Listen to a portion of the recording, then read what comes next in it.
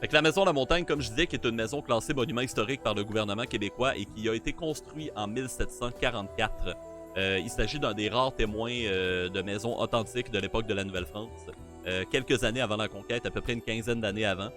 C'est une maison qui est construite en colombage pierroté. Pour ce qui est de la première partie, toute la première partie que vous voyez ici. Dans le fond, le colombage pierroté, c'est une construction, pour vous résumer ça rapidement, qui est fait avec des poutres de bois, taillées à la main, bien sûr. Là, vous voyez tous les coups de hache, là, justement, dans certains des madriers. Et après ça, le blanc que vous voyez ici, c'est du crépi. Et en dessous du crépi, il y a un mélange de terre glaise et de pierre. Donc, c'est pour ça qu'on appelle ça un colombage pierroté, parce que c'est vraiment de l'empilage de pierre avec de la terre glaise recouvert de crépi par la suite. Il y a un élément qui est moins authentique en ce moment sur la maison, c'est qu'elle n'est pas censée être rayée blanche et grise comme ça. Ça, c'est vraiment un choix qu'on a fait de libérer la structure de base pour vraiment montrer le style d'architecture aux gens qui venaient visiter la maison. Normalement, elle devrait être entièrement recouverte de crépi à la grandeur, donc elle devrait être entièrement blanche. C'est vraiment pour montrer le style d'architecture. C'est une maison qui a été bâtie en pièce sur pièce, c'est-à-dire qu'il n'y a pas un seul clou dans la construction de base qui a été utilisé pour faire la maison. À la main, on a vraiment taillé chacun des morceaux et les emboîté les uns avec les autres. Vous voyez d'ailleurs quelques poutres là, justement du plancher et aussi du plafond là, du premier étage qui ressortent du mur. C'est une structure qu'on appelle en tenon et mortaise, donc qui s'embriquent carrément les unes dans les autres comme ça. Juste ici. Je vais vous le montrer avec mes mains, ça va être plus simple. Ouais, ça c'est à cause de Mathieu. Salut mon Pat, comment ça va? Très content de te voir mon ami. Oui, donc c'est ça. Finalement, c'était cette maison-là qui a été bâtie en 1744 et qui appartenait à la fille du premier seigneur de Rimouski, Marie-Agnès Lepage. Donc son père qui était Pierre Lepage, le premier seigneur finalement de Rimouski. Et donc, maison qui a été bâtie au 18e siècle. Des maisons comme ça en colombage pierroté, il y en reste seulement 3 dans tout le Québec et à peu près 5-6 dans toute l'Amérique du Nord. Fait qu'évidemment, quand on a fait la découverte de cette maison-là, c'est pas pour rien que finalement on l'a classé monument historique et que c'est devenu un monument vraiment à l'échelle nationale. C'est parce qu'il en reste seulement que 3 des maisons comme ça dans tout le Québec. Donc à ce moment-là, vu que c'est un style d'architecture en fait qui est très mal isolé, hein, la pierre, la glaise, évidemment, ça protège pas bien du froid avec le vent et tout ça. C'est un style qui était très mal adapté pour le Québec et que les habitants en Nouvelle-France ont vraiment rapidement abandonné. Alors, c'est ça. Finalement, il en reste seulement 3 des exemplaires de maisons comme ça qui ont survécu à travers le temps. Et c'est pour ça qu'elle a été classée. Maintenant, ce site historique-là, il est géré aujourd'hui par la Société rimouskoise du patrimoine. L'organisme municipal finalement pour la sauvegarde du patrimoine rimouskois. Et finalement, moi j'ai été engagé en fin de semaine pour faire le Père Noël au marché de Noël de la Maison La Montagne. Maison La Montagne qui est fermée d'ailleurs depuis l'Action de grâce, depuis début octobre. Et par contre, ils ont ouvert exceptionnellement en fin de semaine pour un marché de Noël, avec des produits d'artisans locaux et d'autres produits du même genre.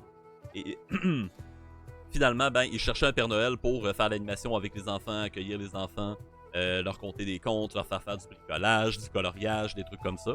Et finalement, moi j'ai fait ça hier et aujourd'hui. Et c'est un contrat qui a duré à peu près 12-13 heures environ. C'est un contrat de 2 jours, d'à peu près 6-7 heures. Et là, j'en suis ressorti tout à l'heure à 17 heures. Fait que vraiment, ça a été une grosse fin de semaine pour moi. Ça pour dire que ça a été une très grosse fin de semaine. Si vous avez perdu des détails dans ce que j'ai expliqué à propos de la Maison La Montagne, dites-moi là dans le chat, ça va me faire plaisir de répondre à vos questions puis de préciser ça un petit peu plus. Bien. Oui, c'est ça, le Père Noël qui a des origines vraiment historiques. De base, si je vais avec le plus récent, voici la première version du Père Noël. Je vais essayer de vous trouver une bonne image. Donc, si on y va comme ça. Père Noël Coca-Cola. Alors voici comment est né le Père Noël actuel. C'est ce fabuleux personnage créé par la compagnie Coca-Cola. Et oui. Donc je vais essayer de reprendre l'image là. Merde, je peux pas la zoomer. Ah ok, je vais y aller avec ça, ça va faire la job. Puis je vais la zoomer aussi comme ça. Fait que voilà, c'est ça, première mouture du Père Noël en 1931. Oh, de Marc Pichot! Dans un petit coin noir ici, c'est bonbon. Faites-le en riant, y a pas de mal là-dedans. Dans le temps du jour de l'an. Et voilà ma petite alerte de raid. Festive du temps des fêtes, une petite alerte de jour de l'an. Alors, un petit shout-out, merci Martin à de Marc Pichot. Si vous ne connaissez pas, n'hésitez pas à lui pousser un petit follow. Merci pour ton raid de 6 personnes. Super apprécié mon cher. Comment vas-tu et bienvenue à toi et à tes 6 cavaliers d'élite. Donc c'est ça, 1931, Coca-Cola fait une campagne de publicité, en fait, pour mousser ses produits dans le temps des fêtes. Et ils ont repris un vieux personnage avec le fameux Père Noël, le vieux bonhomme en rouge avec la ceinture, la tuque et tout ça, la grande barbe et tout. Personnage qui a été vu pour la première fois, c'est ça, en 1931 par la compagnie Coca-Cola. Mais le Père Noël a des origines un peu plus anciennes que ça en réalité. Donc, je sais pas si je vais être capable de vous trouver des bonnes images pour illustrer ça. Ouais, là, faudrait que je fasse des recherches peut-être un petit peu plus poussées, par exemple. Fait que bref, je vais enlever la capture d'écran. Je vais mettre en 5 zoomé à la place. Et voilà. Donc c'est ça, le Père Noël qui a des origines en fait un peu plus anciennes. En réalité, le Père Noël a été...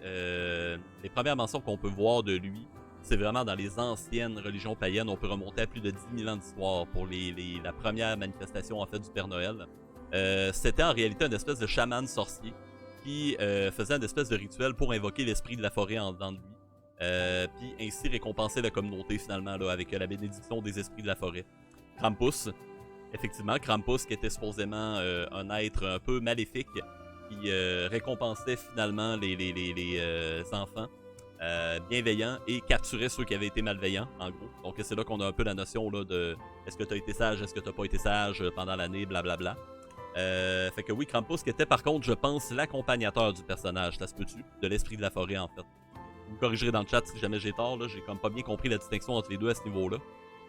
Puis finalement, c'est ça, c'est un espèce d'esprit de la forêt investi dans un chaman sorcier suite à un rituel. Et avec le temps, ce personnage-là va avoir d'autres types de manifestations. Chez les Vikings, vous connaissez Odin, le fameux dieu Odin, le chef des dieux d'Asgard, borgne avec une lance et tout ça. Il a un cheval qui s'appelle Sleipnir, un cheval à 8 pattes, qui fait un peu référence aux 8 reines en fait du Père Noël avec son traîneau. Apparemment, dans des légendes scandinaves, Odin volerait dans le ciel pour récompenser ceux qui ont été bienveillants à une certaine période de l'année. Je pense au moment du solstice d'hiver, si je me trompe pas. French Frog Gamer! 4e mois dans le Grand Hall des Guerriers d'Élite. Merci beaucoup, mon cher French Frog, super apprécié. Et bienvenue à toi pour un 4e mois dans le Grand Hall des Guerriers d'Élite de Chrome. Salutations, mon cher, comment vas-tu? Salutations. Bon stream, mon cher @L-Frank. Merci beaucoup, French Frog. Bonne soirée à toi. Super apprécié. Merci beaucoup pour ton soutien. J'espère que tu vas bien, mon cher. Oui, fait que c'est ça. Odin qui était représenté dans certaines légendes scandinaves comme étant un vieux bonhomme barbu avec sa lance à côté à l'épaule qui chevauchait son cheval, finalement, Sleipnir, son cheval à 8 pattes, dans le ciel et qui était vêtu d'une grande robe avec un chapeau, une grande barbe. Borgne, évidemment, vu qu'Odin est un dieu borgne. Fait qu'on a une première manifestation chez les Vikings. Et dans les mythologies germaniques aussi, on retrouve quelque chose d'assez similaire. Krampus aussi, qui est le mauvais esprit de la forêt, si on veut. Qui justement capture les enfants qui ont été vilains, qui ont été malcommodes, comme on dit en bon québécois.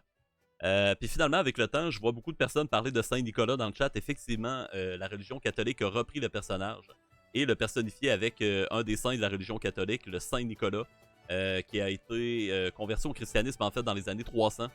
Donc à peu près un peu avant le début du Moyen-Âge, en pleine période de l'Antiquité, et qui a été personnifié en fait comme étant quelqu'un de bienveillant, qui récompensait les enfants, qui avait été justement bienveillant à travers l'année et tout ça. Donc on a un peu la base là, du personnage du Père Noël. Et l'allure vraiment telle qu'on la connaît aujourd'hui, ben là on remonte vraiment en 1931 avec Coca-Cola. Fait que voilà, petite chronique du temps des fêtes.